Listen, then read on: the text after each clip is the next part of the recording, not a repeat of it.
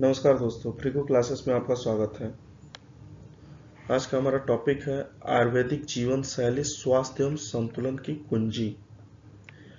यह हमारा टॉपिक इसलिए महत्वपूर्ण है कि यूपी ट्रिपल एससी ने आयुर्वेद फार्मासिस्ट के लिए एक वैकेंसी निकाली है 1002 सीट की। आइए इस टॉपिक पे हम आगे बढ़ते हैं।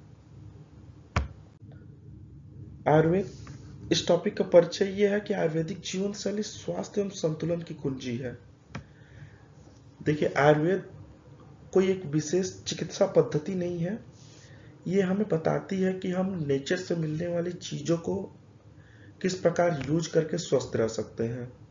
आयुर्वेद में किसी प्रकार की फैंसी चीजों की जरूरत नहीं है, जैसे कि एलोपैथ में आप केमिकल्स की दवाई खाते हैं। ये हमारे आसपास उपलब्ध प्राकृतिक चीजों से ही हमें स्वस्थ रहने की प्रेरणा देती है। हम अपने आसपास की चीजों जैसे कि मिट्टी, जल, पेड़ पौधे, धूप, किसी भी चीज का उपयोग करके स्वस्थ रहना, यह हमें केवल आयुर्वेद में ही बताया गया है। देखिए, आयुर्वेद का परिचय में जैसे कि हम कह सकते हैं कि जीवन का ज्ञान। आयुर्वेद एक प्राचीन चिकित्सा पद्धति है और इसका एक उद्देश्य है कि स्वास्थ्य स्वास्थ्य रक्षणम और आतुरस्य विकार प्रशमनन। इसका अर्थ है कि स्वस्थ व्यक्ति के स्वास्थ्य की रक्षा और रोगियों के रोगों का उपचार, यही हमारे आयुर्वेद का मुख्य उद्देश्य है। इसके लिए हम सात्विक आहार का उपयोग कर सकते हैं। सात्विक आहार मतलब कि जहाँ पे मांसाहार जैसे तामसिक भोजनों का उपयोग न होता हो।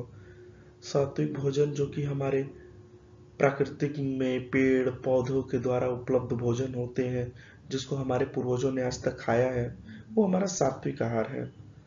और मानव के इंटेस्टाइन यानी कि जो आंतें होती हैं, सात्विक भोजन को पचाने के ही बनी होती हैं। और हम अपने स्वास्थ्य को सुरक्षित रखने के लिए योग प्राणायाम किया करते हैं। आजकल हमारे मोदी जी ने भी लॉन्च कर दिया है हर साल एक दिन के लिए योगा डे। योगा हमारे क्या कहलाता है कि स्वास्थ्य को एक बेहतरीन रूप प्रदान करता है। हम ध्यान करके अपने मानसिक स्वास्थ्य को कंट्रोल करते हैं और ये हमारे रोजमर्रा की जो जिंदगियां होती हैं, ये हमें बताता है कि सुबह हमें कितने बजे उठना चाहिए, 8 घंटे की नींद लेनी चाहिए, रात्रि में कितने बजे सोना चाहिए, हमें कितना जल ग्रहण करना चाहिए, कितना ध्यान करना चाहिए, भोजन कितना करना चाहिए। ये हमारी जो दैनिक क्रियाएं होती हैं, सब आयुर्वेद का ही रूप है। और आयुर्वेद में हमें अपने आसपास की चीजें जैसे कि हमारे किचन में पाए जाने वाले भी बहुत से पदार्थ, कोई मसाले ही होते हैं, वो भी एक आयुर्वेद का ही रूप है। सर्दी के मौसम में जब ठंड बढ़ जाती है तो लोग काढ़ा उपयोग करते हैं। काढ़ा भी आयुर्वेद ही है।